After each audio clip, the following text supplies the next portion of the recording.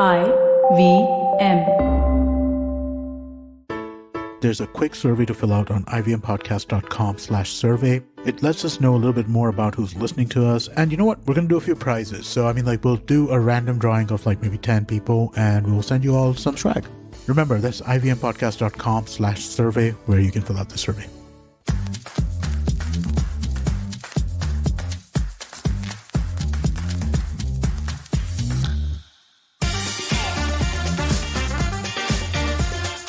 Are you somebody who says no for everything? Is that your first reaction, almost like a reflex? And have you ever wondered, why is it that you say no so instinctively and so impulsively? Are you that filled with fear? Or then you just don't want to make any effort? You're that lazy?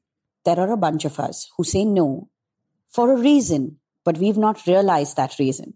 Hi, I'm Chetna, your favorite positive action coach, and this is Say No to Drama. I'm one of the people who falls in the second category. I realized that I say no to certain people. And yes, I had to sit and observe this about myself. Because every time these certain people would ask me to do something, or they'd want me to come somewhere, or they'd make a suggestion about something that I should do, and I would instinctively say no. So when I started to give it a little thought, because eventually, despite saying no, at some point I did say yes and go ahead with those plans. So why was it that I was so quick to reject what these certain people were telling me? And I realized that it was because I didn't really respect these people much. I didn't consider them to have ideas or suggestions that were of value or that were worthy of my time. So if you are somebody who says no very easily, I want you to take some time out this week and ask yourself, why am I saying no? Do I really not want to do this? Do I really not want to go there? Or then, is there something else going on? For a lot of us, the reason why we say no is fear. We're afraid. We're afraid to say yes because we don't know what this particular thing is going to require of us. We don't know if we are up to it. Also, a lot of us will say no because that means that we will miss out on something else. Oh yes, FOMO makes us miss out on a lot more things than it makes us experience. And then there are some of us who just say no because we're lazy. We're too comfortable where we are. We've become complacent in a certain way. So if you fall in either of these two boxes, this is a problem that can be fixed. Tiny, tiny actions. Step 1, ask yourself, why am I saying no? Do I really not want to do this, or do I really not want to go there? Why am I not listening to this person? Is this specific to this person? So why am I saying no? Step 1 is to understand that. Step 2 is to start being honest with yourself. If you really want to do something, then you need to nudge yourself to say yes, which means the reflex no will come darting out. However, you have to catch yourself, or you have to correct yourself by saying, actually, hold on a minute. Maybe I will come along. Maybe I will do this. Let me think about it and get back to you. So step 2 is to flip the no to a yes. And step 3, which happens over a period of time after you have aced step 2, is to start saying yes more consciously, which means it will require you to have presence of mind and a better understanding of your preferences as well as desires. Now, there is a third set of people also. This is a set of people who will say no just because. Yes, literally, that's their reason. They have no reason to say no. It has nothing to do with their preference. It has nothing to do with whether they're lazy or not. They just have a bad habit of rejecting everything. This could be coming from the fact that they have been rejected too much or too many times, or that their ideas and their notions have not been heard and not been given any space by other people. And so, subconsciously, they may be rebelling. The no just comes off even before the other person has completed their sentence. And it's nothing but a bad habit. Such people can be convinced to move towards a yes. However, if you are one of these people who is generally rejecting anything and everything, you need to sit back and ask yourself, why am I so angry? Who am I so angry with? And why am I so averse to things? You will realize that there are many layers that you need to peel and understand where that pain point is, because it is stemming from a space of pain. Take the time to understand that, because there is a wound that needs to be healed. So there are 3 sets of people who say no without thinking. The first one is coming from a space of rejecting a particular person or fear of some sort. You're afraid. The second might be coming from laziness, just not wanting to move, just too comfortable, just kind of complacent. And the third could be coming from a space called a bad habit.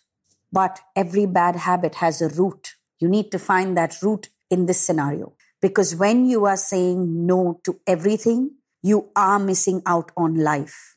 There are a lot of things that you are not ending up doing, that you should be doing, that you should be experiencing. There are things that the universe and life is offering to you. These are gifts, but you're not taking them. You're not receiving them because you're so stubborn about saying no, and you have walled yourself in. So ask yourself, what is going on? I'm hoping that as you are listening to this episode, many of you are saying, oh yes, she has a point. Maybe I need to think about this. If this episode got you to that point, you just said yes to something. And may you say yes to a lot many more things going forward from here.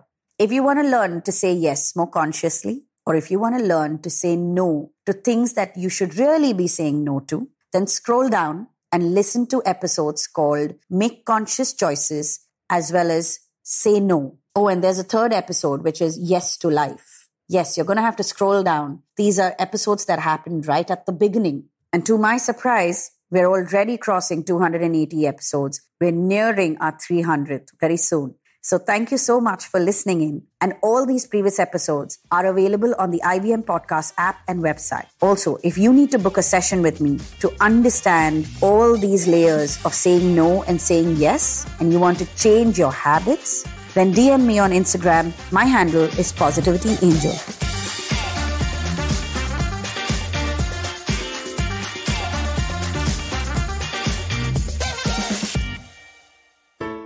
Hey, it's been another great week on the IVM Podcast Network. On The Habit Coach, Ashton talks to Avantika Sinha, managing partner, leadership trainer, and coach at Stillwater Consulting. She shares 5 key mindsets that we all must imbibe in ourselves. The Simplified Gang look into the European Union's recent regulations to rein in tech companies. On the Filter Coffee Podcast, Karthik speaks with author Vasanthi about her new book, Ganga's Choice. On the Life Manifesto, Zarina decodes 7 overrated concepts that we must do away with. And on Football Twaddle, Saru and Yash discuss how Arsenal always disappoints in the season. Do follow us on social media. We're IVM Podcast on Twitter, Facebook, Instagram, and LinkedIn. And remember, if you're enjoying this show or any of our other shows for that matter, please do tell a friend. Also, please don't forget to rate us on any of the platforms you're listening to us on. And remember, you can always check us out on YouTube. We have a number of channels. You can go to ivmpodcast.com/YouTube to take a look at what those channels are. We're also doing a small listener survey to understand how you respond to our shows and the advertising on the network. We would really appreciate it if you could spare a few minutes to fill it out. It really helps us build better shows for you and understand what you're looking for from advertising and what we can talk to advertisers about who you are. Please go to ivmpodcast.com/survey. It really would help us out. Thank you so much. And finally, would like to thank our sponsors for the network this week, SBI Life Insurance, India Water Portal, and Jupiter, a digital banking app. Thank you so much for making this possible. What is the workplace and how does your gender and body affect your right at work?